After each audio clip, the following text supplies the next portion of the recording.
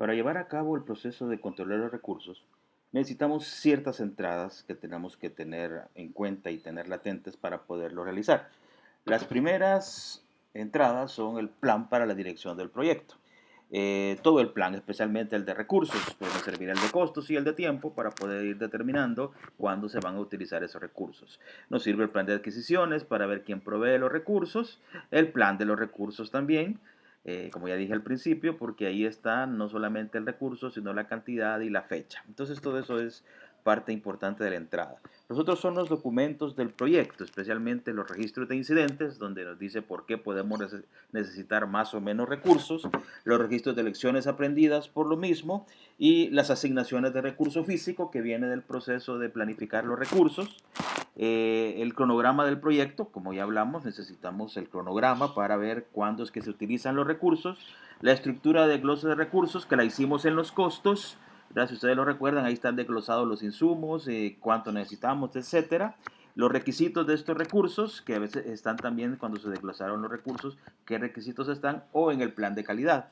Y por último, registro de riesgos, porque al ocurrir riesgos, pues podemos necesitar más o menos recursos.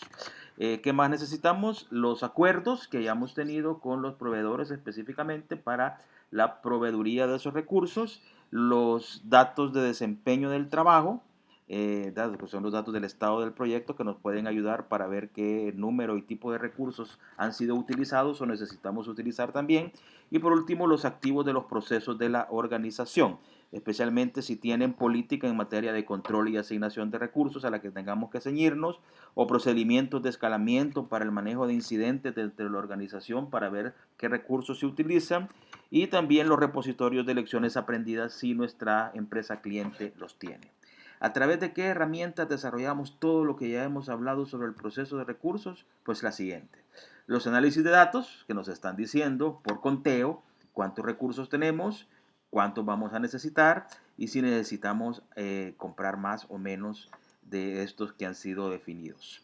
Entonces el análisis de datos lo requerimos. También requerimos las técnicas de resolución de problemas. Fíjense que se complementa un poco el análisis de datos.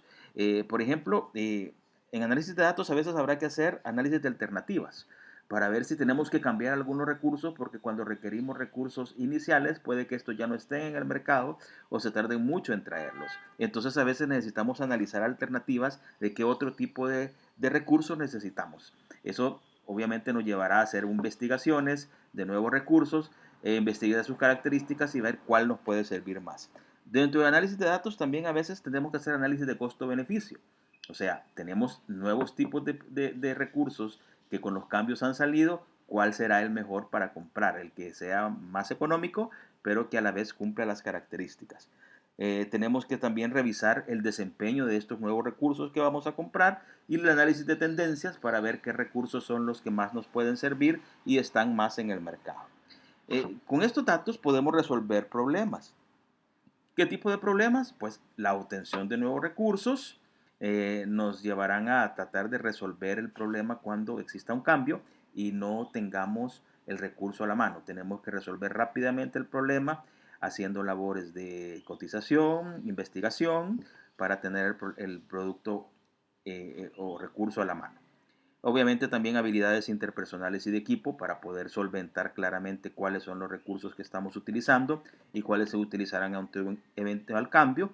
Y los sistemas de información para la dirección de proyectos, porque los programas a veces nos ayudan a definir si los recursos nos van a faltar o nos van a sobrar. Ustedes pueden programar incluso una hoja de Excel que le diga, cuando ustedes están metiendo la información de los recursos utilizados, cuándo se han pasado sobre lo planificado. Por ejemplo, si la actividad 8 requiere la utilización de 4 resmas de papel y ustedes van llevando el control cada mes una resma, resulta que el último mes ocupan 2 resmas y se pasan una. De las 4 planificadas, hoy ocupan 5. Entonces, el programa les puede indicar con un color rojo o con una indicación de sonido que les hace que se han pasado en una resma. Entonces, por eso son importantes los sistemas de información para la dirección de proyectos.